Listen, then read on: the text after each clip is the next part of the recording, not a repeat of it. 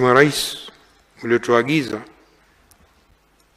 ni kubaini madhara ya kibinadamu, kiuchumi, kijamii, kisaikolojia yaliyotokea. Kuhusu madhara ya ghasia. Madhara ya kibinadamu, haswa haki ya kuishi. Sheria za kimataifa, kikanda na ibara 14 ya katiba yetu inampa kila binadamu haki ya uhai na ulinzi wa haki hiyo na jamii. Haki hiyo inaweza kunyimwa tu kwa taratibu iliyowekwa na sheria. Tume haikuchukulia uchambuzi wa idadi ya vifo kama upekuzi wa msako wa namba, bali imeupa uzito sana uhai wa binadamu na heshima kubwa anayostahili kila maiti baada ya kifo, ambao pia ndio utamaduni wetu.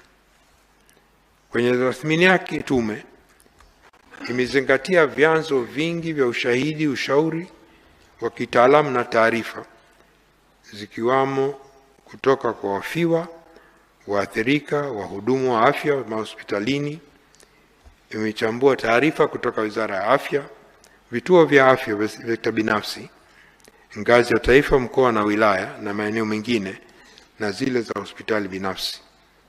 Tume ilipokea pia vibali vya mazishi kutoka kwa familia, na vyanzo vingine ni wakala wa usajili, ufilisi na udhamini RITA yenye mamlaka ya usajili wa vifo, mamlaka ya maabara ya mkemia mkuu wa serikali yenye jukumu la uchunguzi wa kisayansi ya jinai inayohusiana na uchunguzi wa vinasaba, halmashauri za miji na mikoa na maoni ya wataalam wa patholojia na fani nyingine.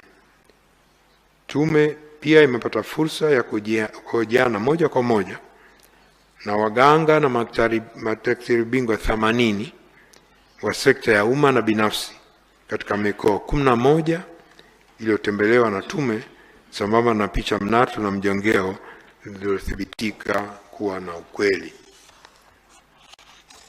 Tathmini ya tume ni kwa jumla ya vifo vilivyotokana na ghasia za uchaguzi mkuu ni 518, ambao wanaume ni 490 sawa na 94.6, na wanawake ni 28 sawa na 5.4. Wingi kati ya vifo hivyo vilikuwa sio vya kawaida, yani unnatural. Vifo vya kawaida sio kisheria, vifo sio halali, sio unlawful. Kifo unlawful ni mahakama peke yake ndio kinakibaini, lakini kwa upimaji na sheria ya uchunguzi wa vifo inatambua vifo ambavyo sio vya kawaida, unnatural, na sheria nchi nyingi ni hivyo hivyo. Kuna vifo vya kawaida, uzee, vifo unnatural sio vya kawaida, ndio vilivyobainika hivyo. Mkoa wa Dar es Salaam ulikuwa na vifo vingi zaidi, ikiwa ni zaidi ya vifo 182, ikifuatiwa na Mwanza 90, Mbeya 80 na Arusha 53. Kati ya vifo hivyo 818, 21 vilikuwa vifo vya watoto.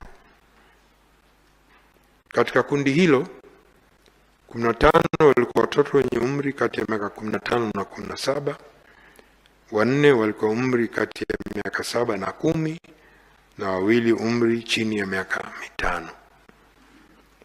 Vifo 205 sawa na 96.7 vilikuwa vya raia, civilians, na vifo 16 sawa na 3.1 vilikuwa maafisa na askari wa vyombo vya ulinzi na usalama.